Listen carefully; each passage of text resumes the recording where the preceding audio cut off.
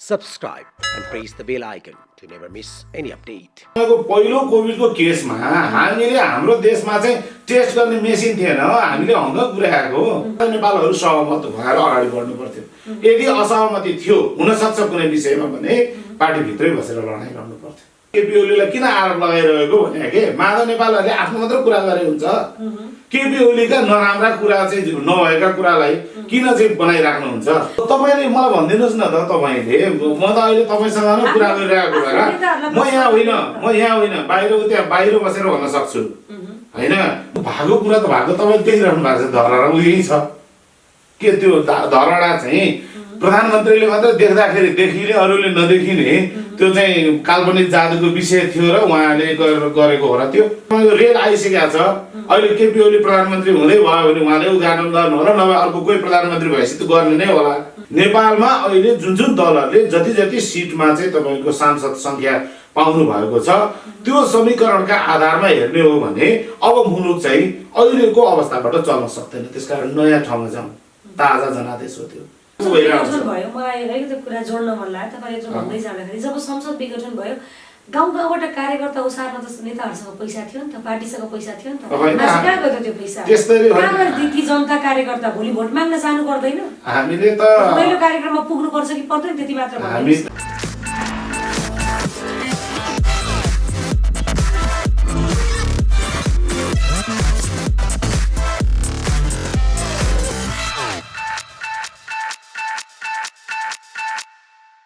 नमस्कार, स्वागत छ canadaNepal.com मा। म छु मोनिका सिंह। तपाईँ हेर्दै हुनुहुन्छ कार्यक्रम सार्थक प्रश्न र आज सार्थक प्रश्नमा कुराकानी गर्नका लागि हामीसँग नेकपा एमालेका ओली समूहका नेता कृष्णबहादुर राई हुनुहुन्छ क्यानाडा नेपालको स्टुडियोमा। अहिलेको राजनीतिक अवस्था र हिजो मात्र प्रधानमन्त्रीज्यू अल्पमतमा परिसकेपछि अब प्रधानमन्त्रीज्यूका भावी योजना के कस्ता रहनेछन्, एमाले कुन दिशातर्फ जानेछ र कसरी काम कारबाही अगाडि बढाउनेछ नेकपा एमाले भन्ने अवगत विषयलाई समेट्ने प्रयत्न गरेका छौँ। स्वागत गरौँ क्यानाडा नेपालको स्टुडियोबाट। स्वागत छ क्यानाडा नेपालमा। धन्यवाद। आरामै हुनुहुन्छ? एकदम। हिजोबाट त प्रधानमन्त्रीज्यूको दम्ब तोडियो भन्छ नि, साँच्चै तोडिएकै हो त प्रधानमन्त्रीज्यूको दम्ब? अब दम्ब भन्ने शब्दावली छ नि। हजुर। तपाईँ कुनै कुरामा कन्फिडेन्स हुनुहुन्छ भने त्यसलाई आफ्नो विश्वास भन्छन् नि, विश्वासमा अडिनुलाई पनि कसै कसैले दम्ब भनिदिन्छन्। विश्वास भनेको चाहिँ के हो भने त्यो चाहिँ फ्याक्टमा हुनु पर्यो, तथ्यमा आधारित कुरा छ भने तपाईँले म यो कुरा चाहिँ गर्न सक्छु होइन, म गर्छु भन्ने कुरालाई दम्ब भन्न मिल्दैन सबै सेन्समा। तर हिजो विश्वासको मत त लिन सफल हुनु भएन नि त प्रधानमन्त्रीज्यू। होइन त्यो कतै न कतै दम्ब तोडिएको भन्नु होइन। तपाईँले त्यसलाई कसरी बुझ्नु पर्यो भने पहिला तपाईँले अहिले भइरहेको संसदको राजनीतिक पार्टीहरूको अङ्कगणितीय समीकरणको अवस्था चाहिँ पिक्चर चाहिँ पहिला क्लियर हुनु पर्यो। एमालेसँग त जम्मा सांसदहरूको सङ्ख्या त 121 न हो। हिजो चाहिँ अर्को कुनै पार्टीले प्लस नगरी दिएको खण्डमा चाहिँ एमालेको हुनुपर्ने 121 नै हो। बरु तपाईँले अहिले आउँदै हुनुहुन्छ होला 121 चाहिँ किन पुगेन भन्ने प्रश्न चाहिँ एउटा बाँकी छ, त्यति हो। नत्र भने अरू राजनीतिक दलले त नदिने भनेपछि त अब दिनुपर्छ भन्ने त कुनै ग्यारेन्टी हुँदैन नि। तैपनि प्रधानमन्त्रीले के भन्नुभयो त भन्दा के कारणले मलाई भोट दिने, यस कारणले यो यो यो यो यो होइन, त्यसकारण तपाईँहरूले दिन सक्नुहुन्छ। त्यो त उहाँले मान्ने न कुरा हो।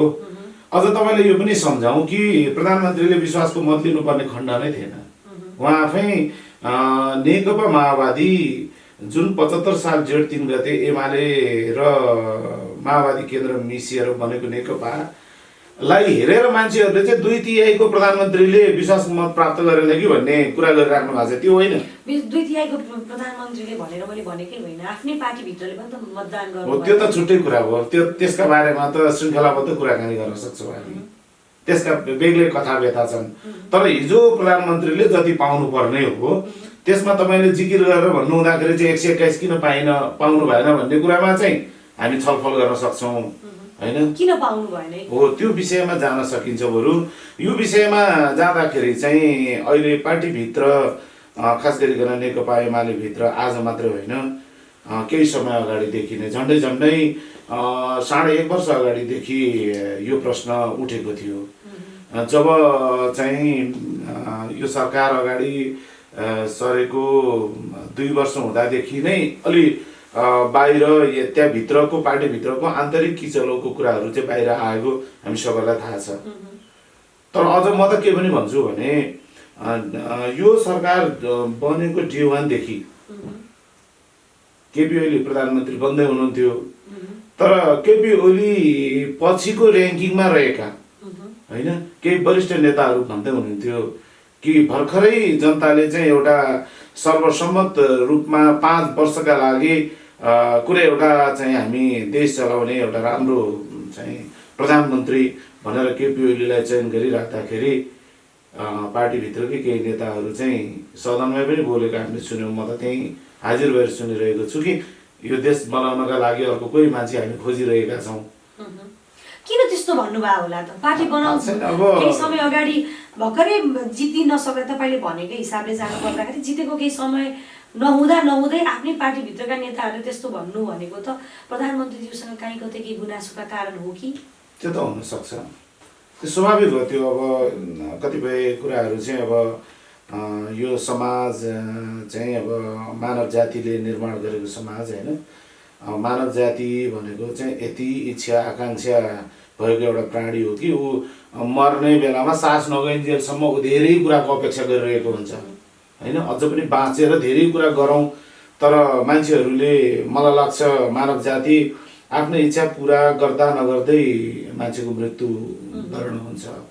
अब त्यो क्रममा केही नपुगेको केही चाहिँ प्राप्त गर्न बाँकी रहेका त्यस्ता सन्दर्भहरू थिए होलान् जो चाहिँ अब पार्टी लिडरसिपको हिसाबले चाहिँ केपी ओलीसँग माग गरिरहेको केही सन्दर्भहरू पनि हुन सक्छन्। अथवा चाहिँ अनावश्यक रूपमा चाहिँ अब हुनसक्छ नि हाम्रो घर परिवारमा पनि अभिभावकलाई चाहिँ परिवारका सदस्यहरूले बेला बखत विभिन्न कुराहरूको चाहिँ मागहरू गरिरहेको हुन्छ नि। त्यो चाहिँ पुर्याउन सक्ने नसक्ने त अभिभावकलाई थाहा हुन्छ, त्यहाँ आर्थिक अवस्था कस्तो छ, उसले चाहिँ तपाईँको त्यो सिङ्गो घर परिवारकोलाई कसरी व्यवस्थापन गर्न चाहेको छ त्यो त उसलाई मात्रै थाहा हुन्छ। किन प्रधानमन्त्रीज्यूले माधव नेपालजीलाई चाहिँ मिलाउन नसक्नु भएको? किन दुईजना मिल्न नसक्नु भएको? सबैभन्दा ठुलो प्रश्न अहिले दुवै नेताहरूमा भनौँ या त्यहाँभित्र भएका पार्टीभित्र भएका नेताहरूमा तेर्सिने प्रश्न यो एउटा पनि हो क्या, प्रधानमन्त्रीज्यूले किन माधव नेपालजीलाई मिलाउन नसक्नु भएको या आफ्नै पार्टी किन मिलाउन नसक्नु भएको? होइन, मिलाउन नसकेको भन्ने चाहिँ भएन। एउटा मनोविज्ञान चाहिँ सुरुदेखि नै के निर्माण भयो भने नेकपा एमाले आफूलाई अगाडि बढाउने क्रममा एउटा कम्युनिस्ट आन्दोलनलाई एकीकरण गर्ने सन्दर्भमा केपी ओली अगाडि बढ्नुभयो। सम्भवतः हामी सबैलाई थाहा छ पुष्पलालले चाहिँ 5 जना मिलेर यो नेपाल कम्युनिस्ट पार्टी स्थापना गरिराख्दाखेरि पनि उहाँले यत्रो साइजमा चाहिँ पार्टी बन्ला भनेर सोच्नु भएको थियो कि थिएन मलाई थाहा छैन, तर अभिष्ट त थियो भन्न सकिन्छ। र यत्रो यो 60-70 वर्षको बिचमा यो कसैले गर्न सकेन त्यो एकीकरणको कामलाई। त्यो सिङ्गो एकीकृत अवस्था अहिले जुन ठाउँमा आएर जनताले पत्याउने अवस्था बनेको थियो त्यो काम कसैले पनि गरेन। त्यो अवसर धेरैजना नेताहरूलाई प्राप्त थियो, जस्तो कि भन्न सकिन्छ केपी ओली भन्दा अगाडि पहिलाका नेताहरूले जे जस्तो गरे पनि अहिलेको राजनीतिक अवस्था हेर्दै हैन। म त्यसैमा म त्यो अलिकति तपाईको क्वेशनको आन्सर चाहिँ यस र नोमा मात्रै सकिदैन हैन। म त मार्क्सवादी विचारमा विश्वास राख्ने मान्छे हुँ र म चाहिँ के भन्छु भने संसारमा कुनै पनि घटना एक्कासी घट्दैन, त्यसको श्रृङ्खला हुन जरुरत हुन्छ। त्यसो भएको हुनाले यो घटनालाई श्रृङ्खलाबद्ध रूपमा भएकै हो। श्रृङ्खला मैले यही भन्न खोजेको कि त्यस पछाडि नेपालमा चाहिँ खास गरिकन आधुनिक नेपालको इतिहासलाई हेर्ने हो भने जति पनि जनताबाट जनमत लिएर सरकार निर्माण गर्ने प्रश्नहरू अगाडि आयो त्यतिखेर चाहिँ कम्युनिस्ट पार्टीहरू विभाजित रहने अनि कम्युनिस्ट पार्टीहरूको मत चाहिँ एक ठाउँमा जोडिँदाखेरि चाहिँ धेरै हुने, तर तपाईँको विभाजित भएका कारणले चाहिँ शासन गर्ने ठाउँमा चाहिँ नेपाली काङ्ग्रेस पुगिराख्ने। त्यसो भएको हुनाले आम जनताको र आम कार्यकर्ताको पनि भावना के थियो त भन्दा यो कम्युनिस्ट पार्टीलाई एकीकरण गर्नुपर्छ हैन। त्यो कुरालाई चाहिँ केपी ओलीले बुझ्नुभयो त्योभन्दा अगाडि माधव नेपाललाई त्यो समय पर्याप्त थियो, झलनाथ खनाललाई पर्याप्त थियो, स्वयं प्रचण्डलाई त्यो चाहिँ अवसर थियो, बाबुराम भट्टराईले निस्केर जानु भएको छ उहाँलाई अवसर थियो। योभन्दा अगाडि चाहिँ जति पनि चाहिँ तपाईँको नेपाल कम्युनिस्ट पार्टीका नाममा चाहिँ अध्यक्ष वा महासचिव वा लिडरसिपमा पुग्ने अवसर सबैलाई थियो, त्यो कसैले गरेन, केपी ओलीले गर्नुभयो। र यो गर्दाखेरि चाहिँ तपाईँ हामीलाई सबैलाई थाहा छ कि नेकपा एमाले र नेकपा माओवादी केन्द्रले छुट्टा छुट्टै निर्णय गरेर यो पार्टी दुईटा पार्टी मिलाउनका लागि भनेर केन्द्रीय समितिको बैठकबाट दुईजना नेताहरूलाई जिम्मा दिएर यो एकीकरण भएको होइन, थिएन। यो चाहिँ तपाईँको केपी ओलीलाई उहाँलाई लाग्यो, उहाँले एउटा दूरदर्शी हिसाबले चाहिँ नेपालमा चाहिँ कम्युनिस्ट आन्दोलनको मात्रै भविष्य छ, अरूको छैन। कसैले बनाउन सक्छ यो नेपाललाई भने कम्युनिस्टहरूले मात्रै सक्छ, किनभने योभन्दा अगाडि धेरैचोटि दुई तिहाई बन्यो त कम्युनिस्टहरूले बनाएर सर त म भन्दैछु। त्यसकारणले मैले बनाए जस्तो महसुस हुन्छ तपाईहरुलाई। पाउनुस् म त्यसमा पनि जान्छु। पहिला तपाईको प्रश्नको उत्तर चाहिँ म अब सक्दिन्छु। त्यसका लागि चाहिँ केपी ओलीले प्रस्ताव गरेर चाहिँ माओवादीलाई, जुन पार्टी चाहिँ एउटा चाहिँ सशस्त्र युद्धमा मात्रै विश्वास गर्थ्यो, बन्दुकको नालबाट सत्ता प्राप्त हुन्छ भनेर मात्रै प्राप्त हुन्छ भनेर 52 सालदेखि अगाडि बढेको, त्यसलाई राज्यको मूलधारमा आइसके पछाडि त्यसलाई पनि प्रस्ताव गरेर एकीकृत अवस्थाबाट जसरी अगाडि बढ्यो त्यही दिनदेखि नै माधव नेपालहरूको मनमा चाहिँ केपी ओलीले प्रचण्डहरूलाई लिएर आएर हामीलाई चाहिँ कहीँ कतै माइनस गर्ने परिस्थिति पो सिर्जना भयो कि भन्ने उहाँहरूलाई लागेको पनि हुनसक्छ। मैले एउटा मनोविज्ञानको कुराकानी गरेको र मलाई चाहिँ एउटा म म्यानेजमेन्टको विद्यार्थी त होइन, तर म्यानेजेरियल कुरालाई मैले बुझ्दाखेरि चाहिँ म के भन्छु भने विभिन्न तहका मान्छेहरूलाई एक ठाउँमा ल्याउन सजिलो हुँदो रहेछ, तर एउटै स्ट्याटसको मान्छेहरूलाई चाहिँ एक ठाउँमा चुप लागेर बस्छ भनेर एकजनाको नेतृत्वमा बस्न अप्ठ्यारो हुने रहेछ कि। हो, हाम्रो पार्टीमा त्यस्तै भयो। प्रधानमन्त्री भइसकेका मान्छेहरू अनि पार्टी अध्यक्ष चलाइसकेका मान्छेहरूलाई अर्को कोही नयाँ मान्छेले चाहिँ तपाईँको आफू माथि बसेर चाहिँ निर्देशन गरेको हो, त्यो कुरा चाहिँ अलिकति पचाउन नसकेको हो कि भन्ने पनि मलाई लाग्छ। हजुर, तपाईँले भन्नुभयो केही समय अगाडि, फेरि पनि मैले प्रश्न दोहोऱ्याएँ, कम्युनिस्टहरूले नै नेतृत्व गर्न सक्छन् है, कम्युनिस्टहरूले नै सरकार बनाउन सक्छन् र नेपाललाई एउटा राजनीतिक निकास दिन सक्छन् भन्ने किसिमका कुराहरू गर्नुभयो होइन। तपाईँलाई लाग्छ अहिलेको राजनीतिक अवस्था हेर्दै जाँदाखेरि कम्युनिस्टले जनतालाई निकास दिएकै हो राजनीतिक स्तरले, या एउटा जनताले झन्डै 2 तिहाईको सरकार होइन तपाईँहरूलाई बनाएर पठाएको? यस्तो अपर्च्युनिटी अहिलेको जस्तो एउटा गोल्डन अपर्च्युनिटी सायद इतिहासमै कसैले पाएन पनि होला भन्न सकिन्छ। हैन, पाएको थियो। योभन्दा अगाडि त 15 सालमा नै नेपाली कांग्रेसले पाएको थियो। अहिले चाहिँ कम्युनिस्टहरूले पाउँदाखेरि पनि दुईटा पार्टी मिलाएपछि मात्रै पाउने स्थिति बन्यो। म त्यही कुरा गर्दैछु। केपी ओली कति दूरदर्शी मान्छे हुनुहुन्थ्यो भन्ने कुरा त्यहाँबाट देखिएन नि त, टिकेको देखिएन हो। तर म यही कुरा भन्दैछु कि केपी ओलीले अभिभावकत्व गरेर पार्टीलाई जुन ठाउँमा लैजानु भयो, जुन साइजमा पुर्याउनु भयो, 74 सालमा नै निर्वाचन भएको हो। पार्टी त 75 साल पछाडि मात्रै नै एकीकरण भएको हो। त्यसपछि दुईटा पार्टीको जोडदामा 2 तिहाई बहुमत नजिक पुगेको हो। त्योभन्दा अगाडि त पुग्या होइन नि त, छुट्टा छुट्टै चुनाव लड्या हो। त्यसकारणले केपी ओलीले के कुरा बुझ्नुभयो भने नेपालको परिप्रेक्ष्यमा जनताहरू चाहिँ वामपन्थीहरूको पक्षमा छन्, त्यसकारण एकीकरण गर्ने भनेर लड्नु। जनताकै सवालको कुरा गरौँ, जनता सन्तुष्ट छन् जस्तो लाग्छ तपाईलाई अहिलेको राजनीति? असन्तुष्ट हुनुपर्ने के कुरामा यहाँबाट सोच्छु म। सन्तुष्ट हुनुपर्ने चाहिँ के कुरा 1 2 3 4 ठ्याक्कै भन्नुस्? हैन, भन्न सकिन्छ। जस्तो कि तपाईले हेर्नुहुन्छ भने हाम्रो नेपाल अहिले चाहिँ समृद्ध नेपाल र सुखी नेपाल एसियाको सबैभन्दा नम्बर 1 भ्रष्ट पनि आयो त होइन? छैन, कसले भनेर तपाईले समाचार सुन्नु भयो? हैन, समाचारमा भनेका सबै कुरा सत्य हुने भइराबे त अहिले भर्खर यहाँ पढ्दा त्यस्तो भयो त दिनहु प्रधानमन्त्रीज्यूका बारेमा विभिन्न राम्रा कुराहरू पनि आइरहेका छन्, त्यो सबै झुटा हो त? त्यसरी भन्दिनँ म त्यसरी भन्दिनँ। मैले तपाईँलाई एउटा कुरा भन्छु, समाचारमा आएका भनेका चाहिँ समाचारका आधिकारिकताका कुराहरू पनि हुन्छन्। तपाईँले अहिले जति पनि नम्बर 1 चाहिँ आधिकारिक समाचार होइन भन्नुहुन्छ तपाई? होइन, नम्बर 1 भने कुन चाहिँ मिडियाले दिएको चाहिँ नम्बर 1 त? ल तपाईँले मलाई भनिदिनुहोस् हैन। फेरि तपाईँलाई अर्को अर्थ नलाग्यो, म पनि मिडिया पढेको मान्छे हो हैन। तपाईँ मिडिया चाहिँ कुन चाहिँ नम्बर 1 कसले चाहिँ भन्दिने?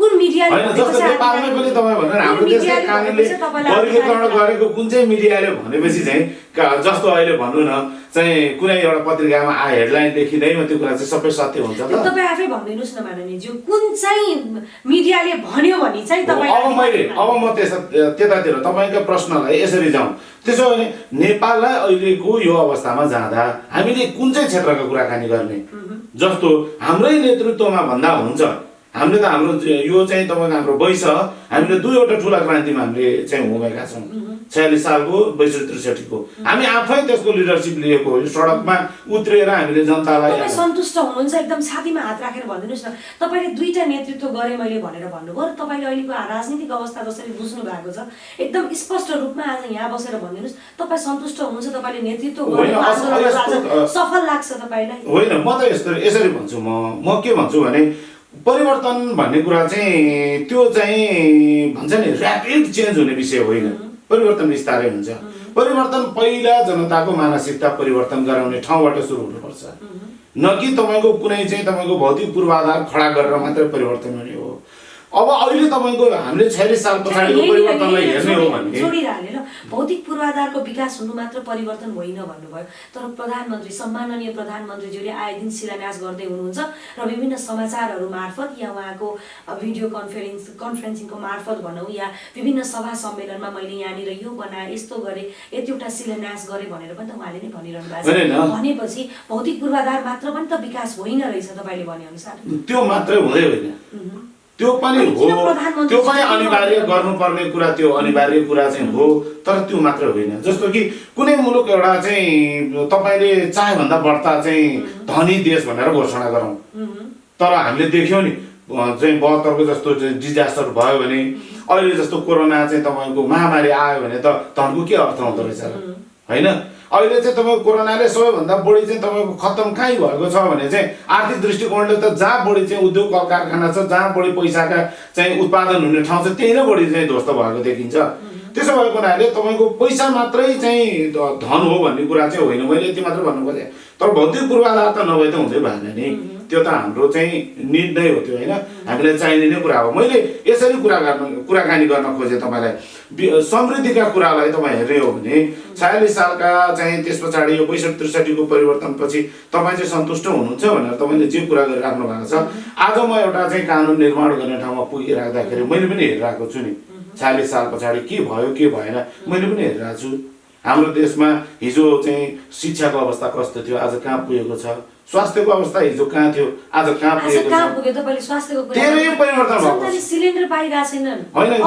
यो त यस्तो हो हस्पिटलमा बेड पाइरहेका छैनन् हामीलाई आवाज त पछिल्लो वर्षदेखि नै थियो यो महामारी आउँदै छ यस्तो हुन्छ भइरहेछ भन्ने विभिन्न हाम्रा छिमेकी राष्ट्रहरुमा पनि देखेकै थियो के गर्यो सरकारले हैन गरिरहेछ के गर्यो मलाई त्यति मात्र अब यो अहिले कोभिडकै कुराकानी गर्ने हो भने त तपाईको पहिलो कोभिडको केसमा हामीले हाम्रो देशमा चाहिँ टेस्ट गर्ने मेसिन थिएन हामीले हङ्ग पुर्याएको कति भ्रष्टाचार भयो आज त तपाईको यति ठाउँमा कि 85-86 ठाउँमा आज त पीसीआर टेस्ट हुन्छ हैन पीपी सेटमा कति भ्रष्टाचार भयो हैन भ्रष्टाचार यस्तो हो भ्रष्टाचार फेरि छुट्टै कुरा हो भ्रष्टाचार के छुट्टै कुरा हो त्यसरी नै हुन्छ नि हैन आज भर्खरै केही समय अगाडि मात्र तपाईको अब खोपमा पनि बजारी कालो बजारी गरिदैछ व्यापारीले हातमा दिदैछ तपाईले स्वास्थ्यको कुरा गर्दै हुनुहुन्छ कहाँ लगेर जोडौँ तपाईलाई म एउटा कुरा भन्छु हजुर प्रधानमन्त्रीले हिजो मात्र पनि भन्नुभएको छ हजुर भ्रष्टाचार भएको हुन सक्छ त्यो कहाँ हुन्छ जहाँ पनि हुन सक्छ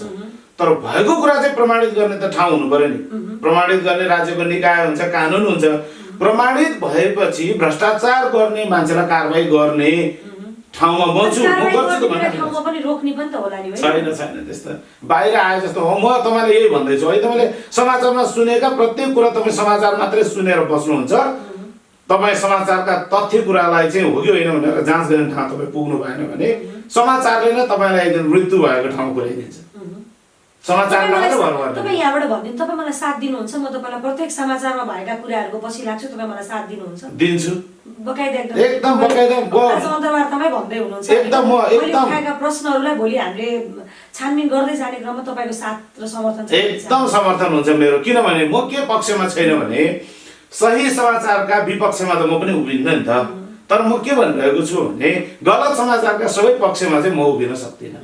मेरो कुरा त्यो हो। ल शिक्षा पाउनुभयो, स्वास्थ्य पाउनुभयो, अरू भन्दै जानुहोस् तपाईँ। अरू अब तपाईँको अरू चाहिँ तपाईँले के भौतिक पूर्वाधारका कुराकानी अब अहिले आयो होइन। भौतिक पूर्वाधारका कुराकानी आजभन्दा तपाईँको धेरै वर्ष अगाडि जानै पर्दैन। 3वटा सरकार हामीले बनाउने जुन परिकल्पना गरेपछि आजका निर्माण विकास हेर्नुहोस्। म केपी ओलीले बनायो कि बनाएन म त्यतातिर जान चाहन्न। हामी त सिस्टमलाई फलोअप गर्ने जबसम्म पुग्दैन कुनै मुलुक तबसम्म त्यो मुलुकले केही पनि प्राप्त गर्न सक्दैन, त्यो विश्वास गर्छौँ। मान्छे त त्यसपछि निमित्त नायक हो, तर त्यो निमित्त नायक पनि एकदम तपाईँको दृढ इच्छा शक्ति भएको सक्षम मान्छे पुग्यो भने मात्रै निर्माण गर्न सक्छ। फेरि नभयो भने त तपाईँको अब लेख्न नजान्नेलाई कलम दिएर देखे पनि काम हुँदैन। त्यसकारण यो कुराको विश्वास चाहिँ केपी ओलीबाट लिन सकिन्छ। लिन नसकिने चाहिँ कुरा के, मैले भनेको धेरै कुराहरू केपी ओलीले गर्न बाँकी रहेका कुराहरू हुन सक्छन्, छन् र हुन्छ। मैले अघि नै भने सुरुमा मैले के भने प्रधानमन्त्री पनि मान्छे हो। मान्छे जुन दिन मर्छ मर्ने क्षणसम्म पनि ऊ केही कुराहरू अझ बाँकी रहेको कुरा व्यक्त गरिरहेको हुन्छ, तर ऊ मरिसके पछाडि पनि उसका इच्छा पुरा हुँदैन। त्यसकारणले गर्दाखेरि केपी ओलीले प्रधानमन्त्री भएर गर्न बाँकी धेरै कुराहरू छन्। तर त्योभन्दा पनि महत्त्वपूर्ण कुरा चाहिँ के हो भने म नेपालको आधुनिक नेपालको इतिहासमा तपाईलाई म सबै प्रधानमन्त्री 25-26 जना कति प्रधानमन्त्री भए म एक लेखाजोखा गरेर हेर्ने ठाउँमा पुग्नुपर्छ भन्ने ठाउँमा छु। कि केपी ओलीले के चाहिँ गरेन वा उहाँभन्दा अगाडि 24-25 जना कतिजना प्रधानमन्त्री थिए उहाँहरूले गरेका सबै काम एका ठाउँमा राखौँ र केपी ओलीले गरेको त्यो काम एक ठाउँमा मात्र राखौँ। म तपाईँलाई यति भनौँ चाहिँ मनमोहन अधिकारीको चाहिँ पालामा बनेका कुराहरूलाई एकछिन छुट्याएर एक ठाउँमा राखिदिउँ, त्यो त स्वर्णिम काल भनेर सबैले मानेका छन्। अब अहिले त्यो बाहेकका केपी ओलीले गरेका सरकारका कामहरू र अरू सबै, म त यति पनि भन्छु विपक्षीका कुरा छोडिदिनुहोस्, हाम्रै पार्टीका नेताहरू र हिजो सँगै बसेको प्रचण्डकै कुराकानी गर्ने हो भने उहाँहरूसँग मात्रै त तुलना गर्नै सकिँदैन होइन। अरू सबै प्रधानमन्त्रीलाई एक ठाउँमा राखेर केपी ओलीलाई एक ठाउँमा राखेर अब लो चर्चा गरौँ निर्माण विकासका कुरा होइन, त्यस पछाडि तपाईँको सुशासनका कुरा सबै कुरा चर्चा गर्छौँ। मलाई एउटा कुरा एकदम स्पष्ट रूपमा बुझाइदिनुहोस्, अध्यक्ष जस्तो मान्छेको त मन ठुलो हुनु पर्थ्यो भन्छन् होइन। अध्यक्ष जस्तो मान्छेले त अझ सबैलाई समान रूपमा एउटा कारबाही गर्नुपर्ने भनौँ या आफ्नो वरिपरि राख्नु पर्थ्यो भनौँ होइन। तर आफ्नै पार्टीभित्रका नेताहरूलाई पनि किन अध्यक्षज्यूले अहिले यस्तो गरिरहेको, अध्यक्षज्यूमाथि धेरै अहम आयो, अलिकति अध्यक्षज्यूले मैले मात्र भनेको कुराहरू हुनुपर्छ भन्ने किसिमका आरोप आफ्नै पार्टीभित्रका नेताहरूले पनि लाउँदै हुनुहुन्छ नि, कसरी स्पष्ट पार्नुहुन्छ यसलाई? हो, तपाईँलाई म एउटा कुरा भन्छु, त्यो आरोप भन्ने शब्दावली छ नि त्यो आफैमा नेगेटिभ कुरा हो। त्यो मान्छेले मान्छेलाई किन आरोप लगाउने? आरोप लगाउने होइन। म त के पक्षको मान्छे हुँ भने म चाहिँ के कुरामा विश्वास गर्छु भने यदि मैले मेरा बारेमा आफूलाई आम जनतामा स्थापित गर्नु छ मेरा कुराहरू भने मेरा कुरा राख्ने हो, अर्कालाई मैले गाली गरेर म स्थापित हुने होइन। त्यसकारण यो आरोप भन्ने कुरा नै मलाई मन पर्दैन। आरोप किन लगाउने कि केपी ओलीले वैधानिक व्यवस्था अनुसार पार्टी चलाएर जानुभएको छ, अनि त्यस पछाडि माधव नेपालहरू चाहिँ तपाईँको आफ्नो पार्टी सञ्चालन गर्ने कुरामा चाहिँ आफ्ना नेताको आफ्नो अध्यक्षको पछाडि लाग्ने कि अर्को पार्टीको अध्यक्षको पछाडि लागेर आफ्नो पार्टीभित्र विग्रह गर्ने? प्रधानमन्त्रीज्यूले पनि आफ्नो पार्टीभित्रका नेताहरूलाई चाहिँ मलाई साथ देऊ भनेर भन्ने कि अरूको खुट्टा समाउँदो भनौँ या घरैलो गर्दै हिँड्ने? केही समय अगाडि जस्तो नेताहरू शेरबहादुर देउवाको घरमा पनि पुगे, सामाजिक सञ्जालमा छताछुल्लै छ। म तपाईँलाई भन्छु, हजुर, पार्टी सञ्चालन गर्ने कुरा एउटा हो, सरकार सञ्चालन गर्ने कुरा अर्कै। पार्टी सञ्चालनका गतिविधि कुरा गर्दाखेरि पार्टीका गतिविधि चाहिँ पार्टीभित्रका आन्तरिक मामलाका विषय हुन्छन्।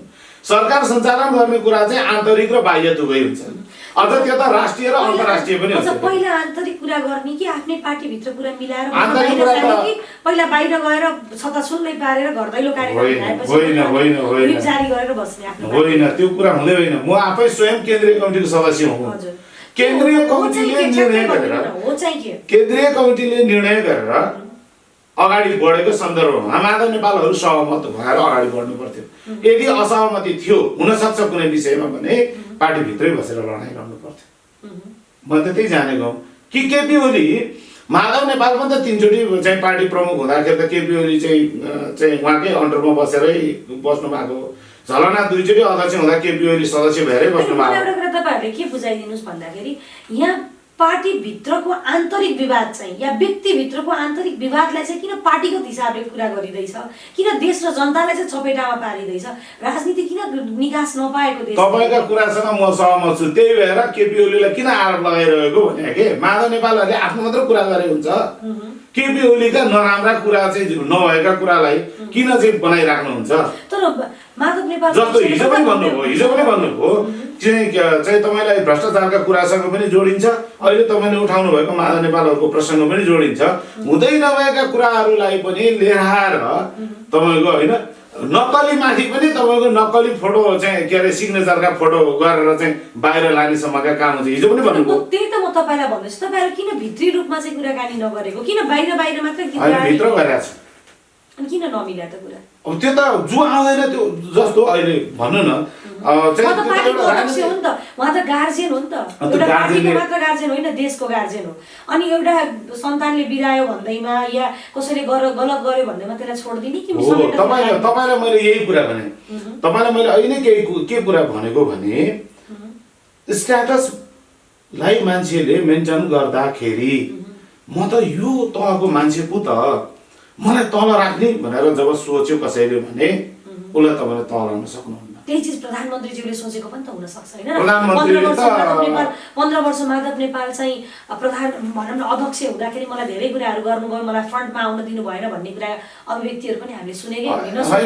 तर तपाईँले भनिदिनु नि त, तपाईँलाई थाहा रहेछ कुन चाहिँ इगो शान्त भयो, तपाईँले के चाहिँ इगो शान्त भयो त्यो प्रश्न त तपाईँहरूले गर्ने होइन हो। तपाईँले मलाई भनिदिनुहोस् न त, तपाईँले म त अहिले तपाईँसँग नै कुरा गरिरहेको भएर म यहाँ होइन बाहिर त्यहाँ बाहिर बसेर भन्न सक्छु होइन।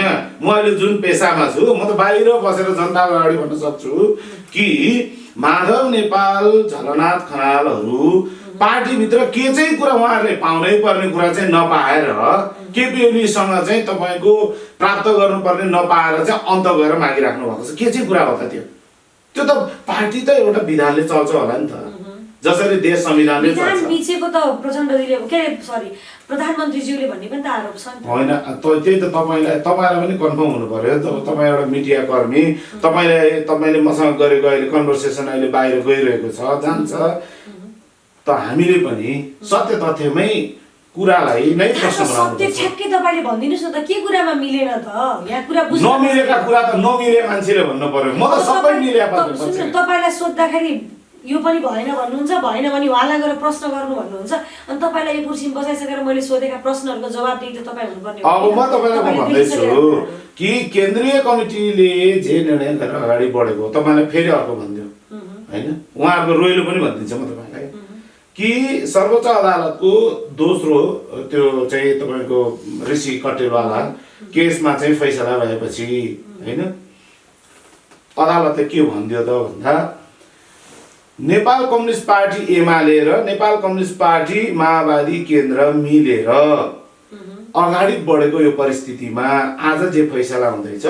त्यो फैसलाले के भन्दियो त भन्दा अब तपाईँहरू पूर्वगत अवस्थामा नेपाल कम्युनिस्ट पार्टी नेकपा बन्नुभन्दा अगाडि पुग्नु चाहिँ भने हो नि त होइन र। फैसला त त्यही हो नि त कि मैले बढी भने तपाईँले फेरि भन्नु पर्यो। भनेपछि त्यो नेपाल कम्युनिस्ट पार्टी नेकपा बन्नुभन्दा अगाडि 441 जनाको केन्द्रीय कमिटी बनाउने कुरा होइन, 241 जना चाहिँ 60% को हिसाबले चाहिँ नेकपा एमालेको भागमा अनि चाहिँ माओवादीको भागमा 200 जना भनेर दुईटा पार्टीले निर्णय गरेर आइसकेको कुरा हो त्यो। भनेपछि अब अहिले चाहिँ तपाईँको फैसलाले के भन्दियो त भन्दा अगाडि बढ्ने भनेको चाहिँ 241 पुग्ने हो। 241 जनाको केन्द्रीय कमिटीको बैठक त केपी ओलीले आयोजना गर्नुभयो, त्यहाँ त माधव नेपालहरू आउनु पर्यो नि त, त्यहाँबाट सुरु हुन्छ के कुरो। अहिले यहाँ चाहिँ मिसअन्डरस्ट्यान्डिङ भएको कुरा नै त्यहीँनिर हो। अनि किन मिसअन्डरस्ट्यान्डिङ चाहिँ क्लियर नगरेको त? त्यो त हामी त क्लियर छौँ नि। म तपाईँलाई त्यही भन्दैछु कि तपाईँले जुन चाहिँ असन्तुष्ट पक्षको कुरा भनेर उठाइराख्नु भएको छ उहाँहरू नै त्यही भ्रममा हुनुहुन्छ के। अदालतले भनेको कुरा चाहिँ कहाँनिर हो त? फैसला कहाँनिर हो? ठिक छ, कम्युनिस्टका नेताहरूलाई चाहिँ राजनीतिक स्तरको क्षमता विकास गर्न नसकेको भनेर पनि एउटा आरोप छ नि, साँच्चै के हो र? तपाईँले मलाई चाहिँ कहाँ पुर्याइदिनु थाहा छ आज? कहाँ पुर्याइदिनु? यो चाहिँ तपाईँको 49 सालतिर पुर्याइदिनु भयो। जनताले अब फेरि यसरी पनि म तपाईँलाई भनौँ 2048 सालको निर्वाचनमा काङ्ग्रेसले के भन्यो भने कम्युनिस्टलाई भोट दिनु नै, किन? कम्युनिस्टको सरकार आयो भने त गोली हानेर मार्छन्, किनभने यिनीहरू अमानवीय हुन्छ, यिनीहरूका हृदय हुँदैन, मानवाधिकारका प्रश्न यिनीहरूका मनमा डिक्सनेरीमा हुँदैन, धर्म कर्म मान्नै दिँदैन, होइन?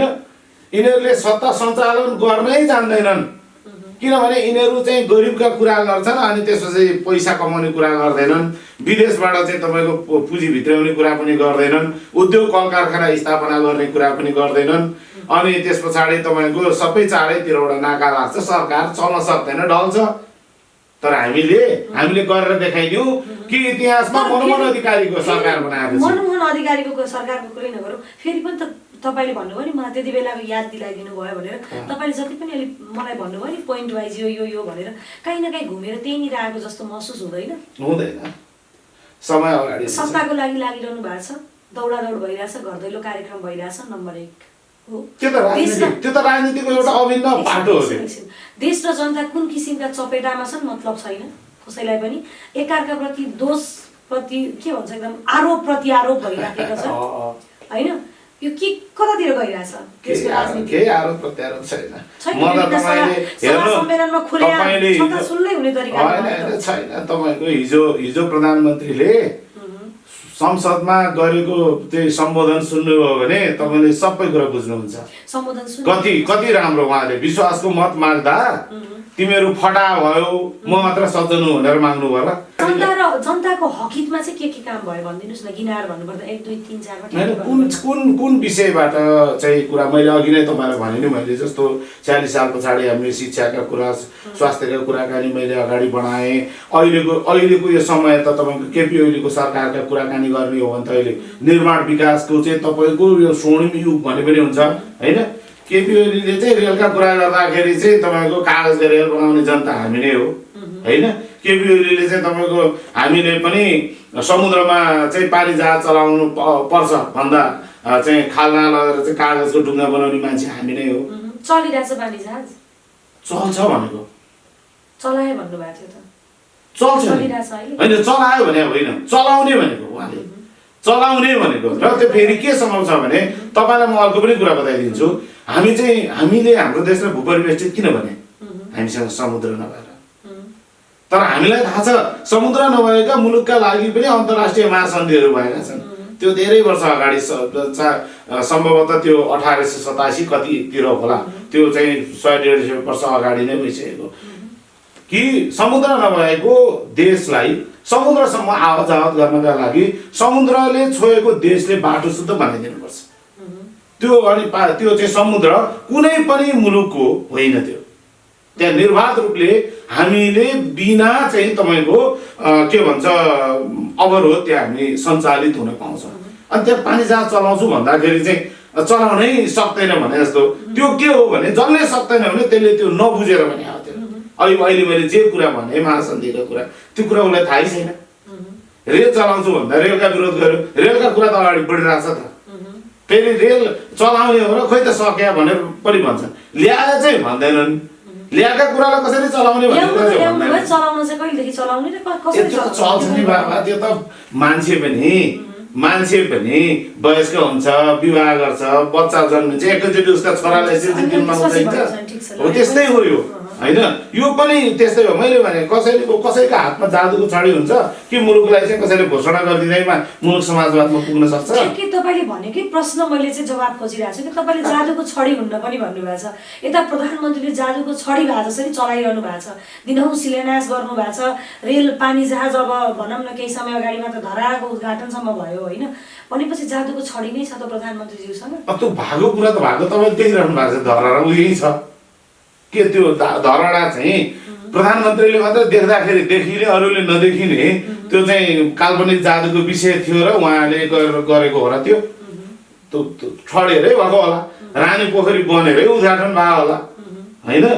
अब तपाईँको रेल आइसकेको छ, अहिले केपी ओली प्रधानमन्त्री हुँदै भयो भने उहाँले उद्घाटन गर्नु होला, नभए अर्को कोही प्रधानमन्त्री भएपछि त गर्ने नै होला होइन। अहिले चाहिँ तपाईँको सुरुङ मार्गको कुराकानी उठाउँदा सबै मान्छे हाँस्थे। आज सुरुङ मार्ग त सम्भव हुँदो रहेछ, बनिरहेछ होइन। उपत्यकाबाट यही प्रधानमन्त्री चाहिँ अर्को 2 वर्ष जारी हो भने यो चाहिँ काठमाडौँभित्रै 3-4 ठाउँबाट चाहिँ तपाईँको सुरुङ मार्गबाट हामी प्रवेश गर्ने दिन त आजै हामीले लिएर आउन सक्थ्यौँ। अहिले भइरहेछ। एउटा जनताको प्रश्न सोध्न मन लाग्यो, म सोध्छु है, कम्युनिस्टहरूमा परिवर्तन गर्न सक्ने क्षमता चाहिँ हुन्छ, तर देश र जनताका लागि चाहिँ परिवर्तन हुन सक्दैनन् भन्ने पनि एउटा आरोप छ नि। त्यो आरोप त्यो म अघि नै भनिदिन्छु, मैले अघि नै भनिसकेँ, यो आरोप भन्ने शब्दावली नै यो चाहिँ फेर्नुपर्ने लाग्छ मलाई हेर्नु होइन। नेपालको इतिहासमा त मैले भने कुन चाहिँ अर्को पार्टीको सरकार भन्दाखेरि चाहिँ साह्रै राम्रो थियो कि कम्युनिस्टहरू भन्दा राम्रो होस्, नभए भने मनमोहन अधिकारीको चाहिँ सरकारलाई चाहिँ तपाईँको किन स्वर्णिम अक्षरले लेखिन्थ्यो होला भनेपछि त केपी ओली आइसके पछाडि त अहिले तपाईँलाई भनौँ अरू कसैले सक्दैन, कम्युनिस्टले मात्र सक्छ भन्ने उदाहरण चाहिँ उहाँले देखाउनु भयो कि हाम्रो देश जहिले पनि भूपरिवेष्टितको नाममा हामीले अरू कुनै मुलुकसँग जोड्न नदिने मुलुकहरूका विरुद्धमा सबभन्दा पहिला औँला तेर्साएर कुरा गर्ने मान्छे चाहिँ केपी ओली मात्रै भए नि। त्योभन्दा अगाडि त थुप्रै शासक थिए त, किन नबोलेको? मोदीसँग चाहिँ टक्कर लिन सक्ने चाहिँ मान्छे चाहिँ के कुनै कसैले चाहिँ खटाएर पठाइदिए मान्छे चाहिँ केपी ओली मात्रै हो। तर उहाँले आँट गर्नुभयो, हिम्मत गर्नुभयो। त्यसो भएको हुनाले उहाँले मोदीजीको कुरा जोड्नुभयो, ठ्याक्क मलाई प्रश्न गर्न पनि मन लाग्यो होइन। धेरैजनाको प्रश्न पनि हुन्छ, हामी हेर्दै जान्छौँ। बाहिरी चलखेल पनि धेरै नै छ प्रधानमन्त्रीज्यूसँग भन्ने कुराहरू सुनिन्छ नि, कतिको सत्य हो? यस्तो हो, अब तपाईँको कस्तो हुन्छ भने हाम्रो मुलुक हामी मात्रै टिङ्गो उभिन्छौँ, ए संसारका अरू दायामाया रहेका देशहरू हामीलाई नहेर भन्न सक्नुहुन्छ? अझ हामी त देश नै बाहिरले चलाउने त सकिँदैन नि, हेर्न त दिन सकिन्छ, चलाउने यो त कस्तो कुरा हो भने तपाईँ यो त सामान्य कुरा हो। सामान्य कुरा हो, तपाईँ समाजमा एउटा घर बनाएर बस्नुहुन्छ, समाजका बारेमा तपाईँले कसैको मलाई मतलब छैन भनेर भन्न त केही समय सक्नुहुन्छ। तपाईँसँग धन होला, पद होला, सम्पत्ति वैभव होला, त्यसले केही समय त तपाईँले चलाउन सक्नुहुन्छ अरू सबैलाई। तर सबैजना एक ठाउँमा मिल्यो भने तपाईँ नसक्ने दिन आउँछ, या तपाईँ भाग्नुपर्छ त्यहाँबाट। यो मुलुक चलाउने कुरा पनि तपाईँले अरू सबै कुरालाई आँखा चिम्लेर म मात्रै हुँ भनेर तपाईँ चलाउन सक्नुहुन्न। त्यसमाथि हामी त फेरि अहिले भनिन्छ नि कम्युनिस्टको सरकार, कम्युनिस्ट सरकार। कम्युनिस्टको त सरकार होइन यो, सरकारमा चाहिँ कम्युनिस्ट पार्टी पुगेको हो। कम्युनिस्टको सरकार भनेर त तपाईँले उता चाइनामा जस्तो हुनु पर्यो कि त्यहाँको केन्द्रीय कमिटीले जे निर्णय गर्छ त्यो सरकारले हुबहु लागू गरोस्, त्यसलाई भनिन्छ कम्युनिस्टको सरकार। यहाँ त पार्टीको केन्द्रले निर्णय गरेको कुरा पनि सरकारमा लागू नहुन सक्छ, किनभने अरू राजनीतिक दलहरूको कुरालाई पनि लिएर हामी जानुपर्छ, किनभने हामी लोकतान्त्रिक अभ्यासमा छौँ, संसदीय अभ्यासमा छौँ। त्यसकारण यो कम्युनिस्टको सरकार होइन के, सरकारमा कम्युनिस्टहरूले लिडरसिप गर्न पाएको, नभए भने त कम्युनिस्ट पार्टीले जे चाहेको त्यही मात्र निर्णय गर्न सक्थ्यो होला। प्रधानमन्त्रीज्यू अल्पमतमा पर्नुभयो होइन, अब चाहिँ के साँच्चीकै देउबाजीकै सरकार आउने हो त? आउँदैन। किन आउँदैन? कसरी आउँदैन? कसरी आउँछ?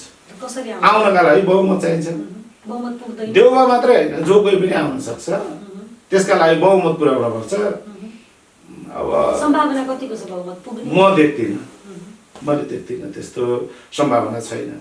र हामीले अहिले मात्र भने होइन यो कुरा, अहिले मात्र भने होइन, पहिल्यै भनेको।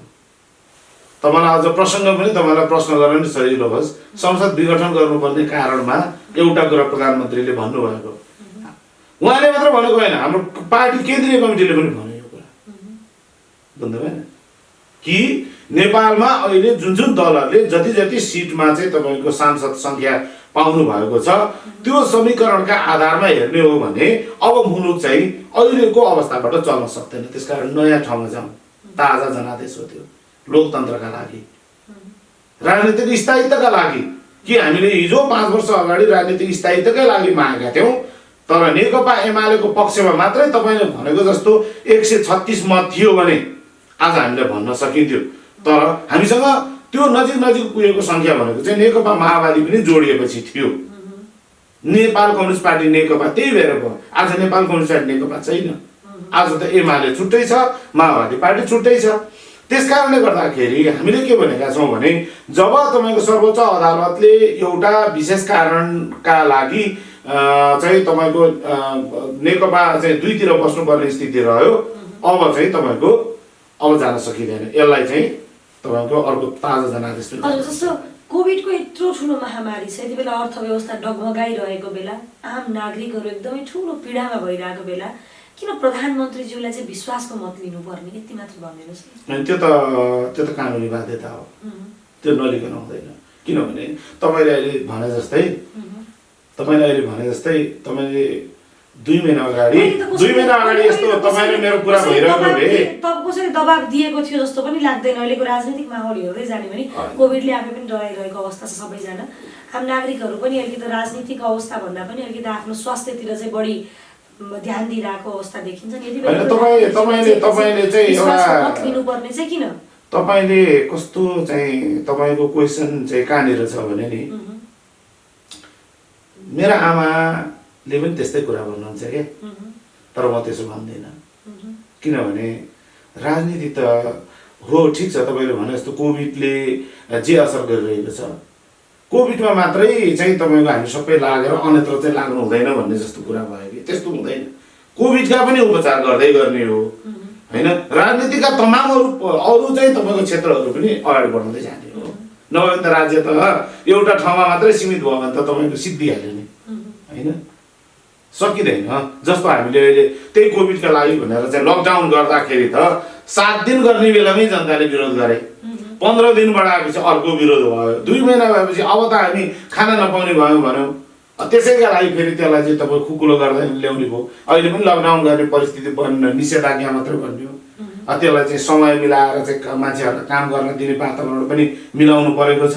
त्यसो भएन भने चाहिँ तपाईँको पोहोरकै वर्ष हेर्ने हो भने यस्तै बेलामा भएको थियो, बजेट बनाउने बेलामा थियो चाहिँ त्यही राजस्व तिर्नु पर्ने चाहिँ कुराहरू चाहिँ राजस्व नउठेपछि चाहिँ लकडाउनलाई खुकुलो गर्नुपर्ने परिस्थिति आयो। किनभने राजस्व आएन भने देश सञ्चालन गर्न सकिँदैन, त्यसो भएपछि खुकुलो पार्नुपर्ने अवस्था नि हुन्छ। त्यतिखेर चाहिँ जनताको ज्यान ठुलो थिएन, राजस्व सङ्कलन गर्नु चाहिँ ठुलो थियो होइन। अनि ज्यान त अब यस्तो हो ल, त्यसो भए एउटा कुरा गरौँ नि त, ल यो चाहिँ तपाईँको कोरोना आयो, अब सरकार पनि छैन, मान्छे पनि छैन, जात पनि छैन, धर्म पनि छैन, क्षेत्र पनि छैन, सबै हामी आफ्नो ठाउँ सुतौँ भने पनि हुन्छ त? सरकारको त के जिम्मेवारी हुन्छ? हो, त्यसका लागि त सरकार चाहियो। अनि सरकार केले चल्छ त? सरकार केले चल्छ? सरकार भने त कुनै चाहिँ त्यो चाहिँ एउटा ठाउँ विशेष न हो, त्यहाँ त कहिले को गइरहेको हुन्छ, कहिले को गइरहेको हुन्छ। भयो मलाई अलिकति कुरा जोड्न मन लाग्यो तपाईँले यत्रो भन्दै जाँदाखेरि। जब संसद विघटन भयो, गाउँबाट कार्यकर्ता उसार्न त नेताहरूसँग पैसा थियो नि त, पार्टीसँग पैसा थियो नि त, आज कहाँ गयो त्यो पैसा? ती जनता कार्यकर्ता भोलि भोट माग्न जानु पर्दैन? हामीले त पहिलो कार्यक्रममा पुग्नु पर्छ कि पर्दैन त्यति मात्र हामी त हेर्नुहोस्। अनि फेरि अब केही समय पछाडि राजस्व सङ्कलन गर्नका लागि हामी फेरि पहिलेकै अवस्थामा छौँ, अनि फेरि लकडाउनलाई खुकुलो गर्ने या निषेधाज्ञालाई खुकुलो गर्ने, अनि त्यति बेला जनताको ज्यान चाहिँ ठुलो हुँदैन? राजस्व सङ्कलन अर्कै कुरा भयो, त्यो चाहिँ तपाईँको पार्टी तपाईँले नै जोडेका प्रसङ्गलाई मैले एक हिसाबले जोडेँ। होइन सुन्नु न, तपाईँलाई यस्तो लाग्यो कि चाहिँ तपाईँको सरकारका ढुकुटी लिएर आएर हामीले पार्टी चलाइरहेछौँ? कहाँबाट आयो त्यत्रो पैसाहरू? हामी त आफै गर्छौँ, अहिले किन नगरे? जीवनभर गर्छौँ हामी आफैले गरिरहेछौँ त। तपाईँले के भन्नुहुन्छ भने एउटा त हामी पार्टी चाहिँ तपाईँको हामी लेबीबाट चलाउँछौँ, हामी लेबीबाट पार्टी चलाइरहेको छौँ। अहिले पनि अरू तपाईँ नेपालका अरू पार्टीसँग तुलना गर्नुहोस्, हाम्रो पार्टीलाई पनि हेर्नुहोस्। यो मैले आज तपाईँलाई सबै कुरा भन्ने समय नहोला, अर्को दिन तपाईँले यो मात्रै विषय बनाएर तपाईँले मलाई बताउन सक्नुहुन्छ, म टोटल तपाईँलाई फेरि यस्तो बताइदिन्छु। महँगो गाडी चढ्ने कम्युनिस्ट नेताहरू हैन त, ठुल्ठुला घरमा बस्ने कम्युनिस्ट नेताहरू, महँगो गाडी चढेको होइन, सबैका विदेश हुने कम्युनिस्ट नेताहरू, अन्य नेताहरूको पनि हुनुहुन्छ। यो भन्दै गर्दा कम्युनिस्ट नेताहरू मात्र भन्न खोजेको होइन। यो चाहिँ तर मेरो प्रश्न कतातिर तेर्सियो भन्दाखेरि जब संसद विघटन भयो त्यति बेला चाहिँ गाउँबाट कार्यकर्ता गाडीका गाडी, एउटाले 50,000 ल्यायो भने अर्कोले 1 लाख कम्पिटिसनमा, आफ्नै पार्टीभित्रको। त्यति बेला त अदालतले पनि छुट्याएको थिएन। मैले भने त तपाईँलाई जनता तिनै नेता तिनै कार्यकर्ता कोही त एबाला जनता त किन आए, पार्टीका कार्यकर्ता किन आए भने आफ्ना पार्टीका नेतालाई सङ्कट पर्यो भनेपछि आउँदैनन्। आज नेताहरू किन नउभिदिएको जब मेरा कार्यकर्तालाई गाह्रो अप्ठ्यारो पऱ्यो? केमा नउभिएको भने कोभिडको महामारी बेला अक्सिजन पाइरहेको छैन। होइन, अक्सिजन नपाउने कुरा त हाम्रो तपाईँलाई कुरा भन्नु, जहाँ 3000-3500 को बेड हुन्थ्यो त्यो आज 20,000 30,000 मा बिकिराखेको छ। होइन ल, म तपाईँलाई एउटा कुरा त यो पनि म भन्छु, यही कुरा म आउँदैछु। आजभन्दा यो सरकार बन्नुभन्दा अगाडि तपाईँले एकचोटि कतिवटा अस्पतालमा अक्सिजन उत्पादन हुन्थ्यो त्यो डाटा तपाईँले हेर्नुहोस्। आज कतिवटा अस्पतालमा अक्सिजन चाहिँ तपाईँको उत्पादन हुन्छ, त्यसका लागि यो सरकारले खेलेको भूमिका, स्थानीय तहका सरकारले, प्रदेश सरकारले खेलेको भूमिका तपाईँ हेर्नुहोस्, त्यो डाटा छर्लङ्ग हुन्छ। एउटा कुरा अघि मैले तपाईँलाई भने कोरोनामा चाहिँ तपाईँको कति लाख बिरामी हुन्छ भन्ने कुरा कसैले भनिदिनु सक्छ अहिले? सक्दैन। अनि मैले अघि नै पनि भने तपाईँको हिजो चाहिँ तपाईँको पिसिआर टेस्ट गर्ने एउटा मेसिन एक ठाउँमा पनि थिएन भने आज देशभरिका 86 ठाउँमा चाहिँ पिसिआर टेस्ट गर्ने भइसके। कतिवटा चाहिँ तपाईँको यस्ता चाहिँ हिजो चाहिँ क्वारेन्टाइनलाई आइसोलेसन वार्डमा परिवर्तन भयो, आइसोलेसन वार्डहरू आज हस्पिटलमा परिणत हुँदैछ। अनि फेरि तपाईँलाई अर्को पनि कुरा गरौँ, यो सबै कुरा भनेको चाहिँ अहिले हामीले 3वटा तहको सरकार बनाएको छ। 3वटा तहका सरकारले आफ्नो तरिकाले म्यानेजमेन्ट त गरिरहेछ कि यहाँ चाहिँ कस्तो भयो भने राम्रा कुराहरू भएका कुरालाई त बाहिर आएन, नराम्रा भयो भने चाहिँ एकैचोटि चाहिँ कहाँ जाने हो भने केपी ओलीसँग मात्र ठोक्किनु हो क्या हरेक कुरा। जस्तो यही कोभिडका प्रसङ्गमा कोभिडको चाहिँ औषधि भनेर के भनेर कुनै वैज्ञानिकले अहिलेसम्म घोषणा गरेको छ औषधि के हो? तर मलाई सोध्नुहुन्छ भने औषधि के हो भन्दा तपाईँ र मेरा बिचमा डिस्टेन्स कायम गर्नु हो। त्यो विधि पनि हो, त्यो औषधि पनि हो। यदि त्यो काममा सबै जनताहरू चाहिँ तपाईँको भनौँ न सहमत भएर चाहिँ यो कुरालाई चाहिँ हामीले 15 दिन 1 महिना हामी एकदम अनुशासित भएर बस्ने हो भने त्यो कुरा सम्भव हुन्छ। हजुर, जस्तै माधव नेपाल समूह त राजीनामा दिने भनेर लागिरहनु भएको छ होइन?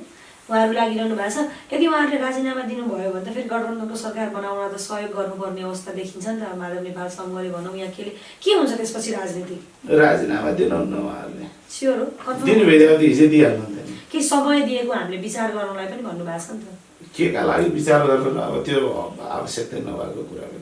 किनभने उहाँहरूले चाहिँ राजीनामा दिने कुरा त मैले अघि नै पनि भने पार्टी केन्द्रीय कमिटीमा आएर भने भइहाल्यो मजाले। त्यो खोइ अहिलेसम्म त्यो परिवेश बनेको छैन।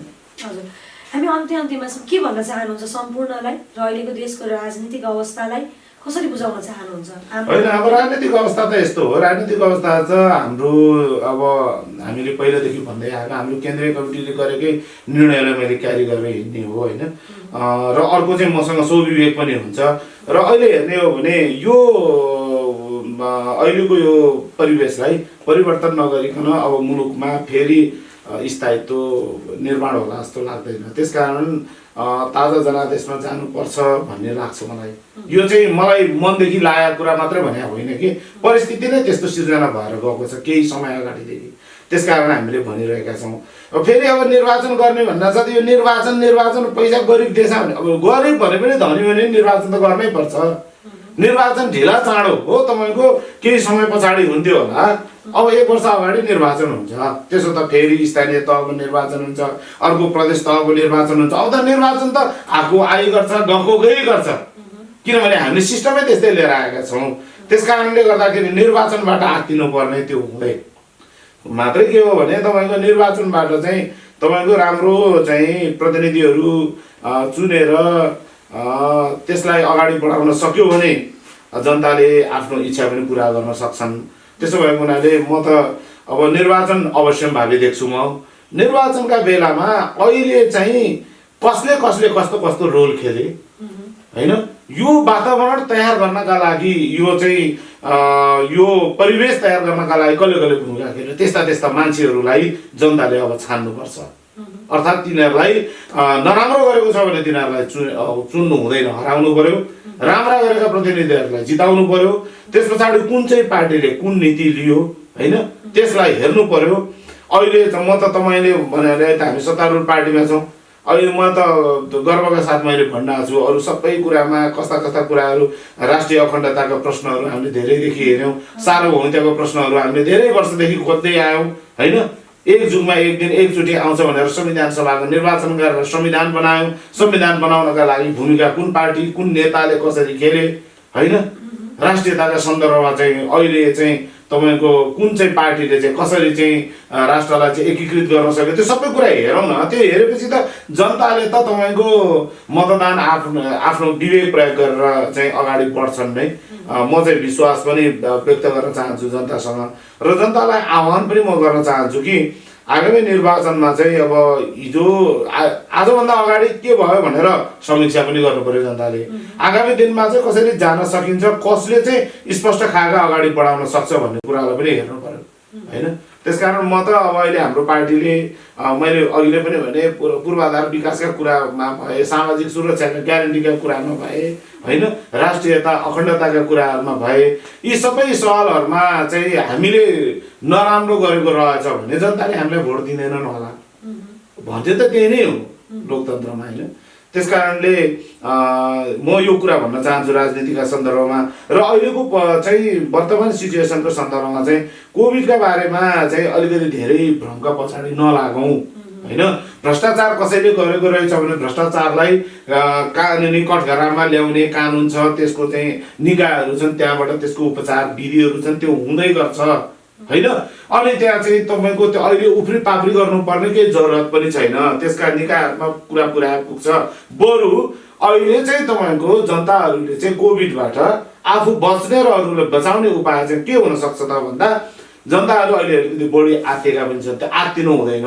हस्पिटल जाने भनेको चाहिँ हस्पिटलमा पुग्न साथ औषधि पाइन्छ भन्ने आधारमा जानु पर्दैन, औषधि नै बनेको छैन होइन।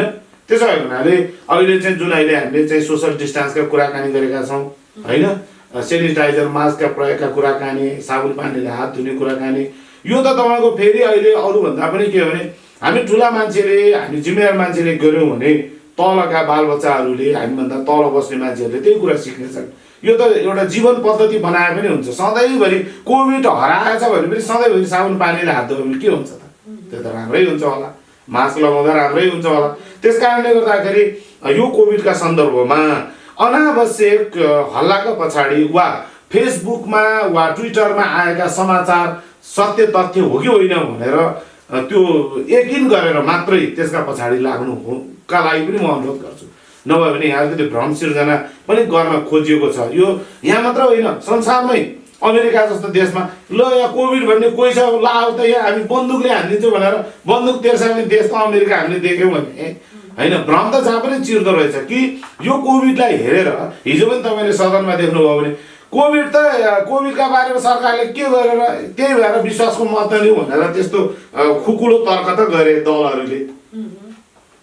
तर फेरि पनि प्रधानमन्त्री के भन्दै हुनुहुन्थ्यो भने कोही खोप लिएर आएको भनेर विपक्षीहरू सबैजनाले कराउनु भयो, सबै विपक्षी पार्टीका अध्यक्षले कराउनु भयो। जबकि प्रधानमन्त्रीले जवाब दिनुभयो कि हाम्रो देशमा खोपै बन्दैन, अर्काको देशबाट ल्याउनुपर्छ, अनुदानमा पनि लिएर आएका छौँ, अनि पैसाले किनेर पनि लिएर आएका छौँ, यति रुपियाँमा किनेका छौँ, त्यो पनि भ्रष्टाचार भएको छ भने तपाईँहरूले भन्नु होला, कारबाही गर्छौँ होइन। त्यसमाथि पनि अर्काको देशबाट लिएर आउनु पर्ने त्यो उत्पादनलाई पनि हामीले दक्षिण एसियामा इन्डियासँगै लगाउने देश नेपाल मात्रै हो, अर्को मुलुक छैन। अनि भनेपछि सरकार चाहिँ त्यहाँनिर सजग त छ नि त, जनताप्रति कोरोनाप्रति अहिलेको सरकार, केपी ओलीको सरकार सजग छ, गरिराखेका छ, गर्दा गर्दै पुगेन, यो कुराको म मान्छु। समय दिनुभयो, धेरै धेरै धन्यवाद। फेरि पनि सरले बोलाउनु छ। हस्, धन्यवाद।